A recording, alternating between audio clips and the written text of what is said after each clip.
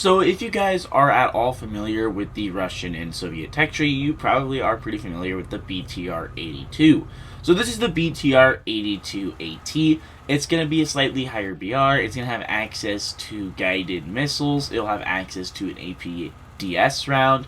And overall, it really is just an up-armored version of the pretty infamous troop transport or infantry fighting vehicle. So honestly, I'm pretty impressed with it, to be completely honest. If it stays at 9.0, it should be a pretty similar thing to like the BMP-2, like the first one. It has the same exact missile. It has, I believe, the same exact shell as well. Possibly not. Not 100% on that one, but the same type, being an armor-piercing discarding Sabo or Sabot.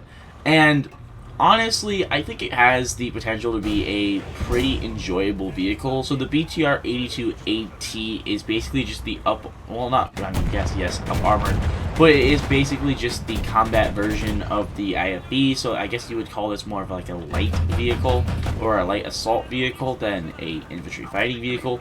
I'm not quite sure if in real life this could still carry troops. Now in the game, you are able to actually remove the outer cage for that is good for, I believe it's heat or HE. Honestly, I would just leave it on personally, unless you're going to be going and trying to float. I don't remember if this vehicle, I think this one is able to float. I wasn't sure if it was this one or the other one that can't. This one should be able to. I wasn't testing it though, so I'm not 100% on that one. Other than that, it's going to be just a nice little vehicle to have in your lineup. It'll have access to pretty good missiles, a good firepower for 9.0. You're gonna be able to have it in a decent lineup with some of those T-55s, and it probably played just fine. I personally am fond of it. I think it has the potential to be one of my favorite vehicles. Honestly, I always liked the BTR-82, but I never really played it because it was always annoying to try to kill things from the front with its lower penning round. And now you actually have access to a missile, so if you're into anything scary that is front on, you actually have the ability to just hit it in the head with a missile, which previously wasn't really an option.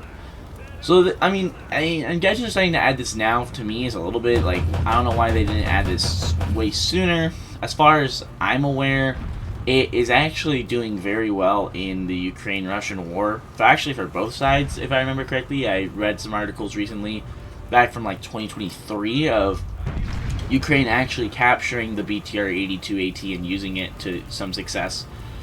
And I mean, why shouldn't they? It seems like it'd be a very successful combat vehicle. It's small, it has good firepower.